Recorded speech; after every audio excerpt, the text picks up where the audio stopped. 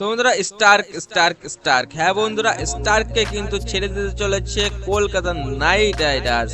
তো বন্ধুরা আগের মৌসুমে কিন্তু দুর্দান্ত একটা টিম বানিয়ে কিন্তু কলকাতা নাইট রাইডার্স নিজেদের নামে কিন্তু ট্রফিটা অন্তর্ভুক্ত করে ফেলেছিল, কিন্তু তারই পরে যে নিউজটা বেরিয়ে চলে আসছে, হ্যাঁ বন্ধুরা কলকাতা নাইট রাইডার্স স্টার্ককে ছেড়ে দিতে চলেছে। তো বন্ধুরা কি সেই নিউজ আসলে সত্যি নাকি ভুল, সমস্ত কিছু আলোচনা করব এই ভিডিওতে। তো বন্ধুরা ভিডিওটা না স্কিপ করে সম্পূর্ণ দেখবেন।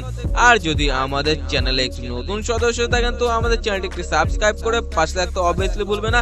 তো বন্ধুরা চলো শুরু করা যাক আজকের ভিডিও। হ্যাঁ বন্ধুরা মিচেল স্টার্ক আগের মৌসুমে কিন্তু মিচেল স্টার্কের পেছনে কিন্তু প্রচুর টাকা খরচা করেছিল কলকাতা নাইট রাইডার্স, যেটা কিন্তু এর আগের মৌসুমের সব থেকে কস্টলি প্লেয়ার ছিল। হ্যাঁ বন্ধুরা এই সব থেকে কস্টলি প্লেয়ারটাকে কলকাতা নাইট রাইডার্স কিনার জন্য কিনেছিল, হ্যাঁ বন্ধুরা অনলি বল করার জন্য কিনেছিল।